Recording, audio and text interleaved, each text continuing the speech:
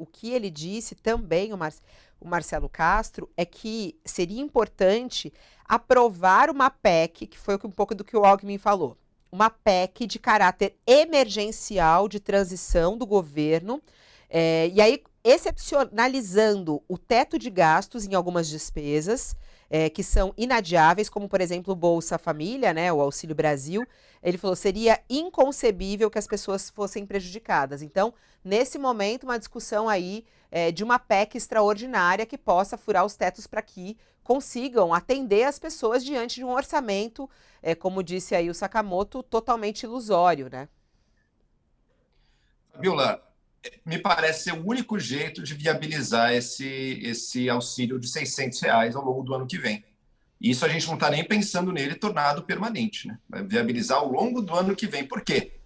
Porque já não tem espaço no orçamento, porque as regras fiscais brasileiras já estão bastante estritas, e porque esse orçamento que está aí, que não tem espaço, já tem um monte de coisa faltando nele. Vai ter que gastar com outras coisas. Tem um monte de agendas aí que vão ter que ser feitas. Então, para um gasto relevante, substancial, de dezenas de bilhões de reais a mais ao longo do ano que vem, provavelmente você não vai encontrar de onde você teria que cortar de alguma coisa, sabe? Não tem o que cortar, você teria que cobrar mais para alguém. Poxa, aumentar impostos ou taxas para alguém neste momento está difícil. O que eu acho que a gente vai encaminhar para fazer é o seguinte: um reconhecimento. Primeiro ponto, o teto de gastos, não é que o PT ou o Lula era contra ele. Sim, o Lula era contra ele, mas ele já está morto. Bolsonaro destruiu o teto de gastos, porque toda vez que ele precisava fazer algum gasto aí ao longo de 2022 para se viabilizar na campanha, ele conseguiu a permissão do Congresso. Então, o teto de gastos já é uma ilusão, ele já não existe mais. A regra fiscal brasileira, ou seja, a regra que controla os gastos do Estado brasileiro, ela vai ter que ser repactuada ano que vem. E o Brasil vai ter que encontrar alguma nova regra que faça de uma maneira crível e que promova um equilíbrio fiscal ao longo do tempo. Talvez não vá ser tão estrito quanto o teto de gastos, porque uma crítica que se faz muito a ele é que o investimento começou a ser cortado assim de maneira muito brutal ao longo desses anos aí, porque era a coisa mais fácil de cortar o investimento. O investimento do Estado brasileiro já está baixíssimo. A gente tem um outro problema, um orçamento que foi entregue pelo governo Bolsonaro nas mãos do Congresso, e que agora se transforma dezenas de bilhões de reais em gasto picado, local, cheio de corrupção espalhado pelo país. Isso aí, idealmente, teria que ser revisto também, mas eu, sinceramente, não sei se a gente vai ver a revisão disso, ou se a gente vai ver a institucionalização disso como realmente o jeito que se controla e que se faz o orçamento no Brasil. É a presidência, o executivo, sem controle real sobre onde vai ser gasto o dinheiro aqui no país.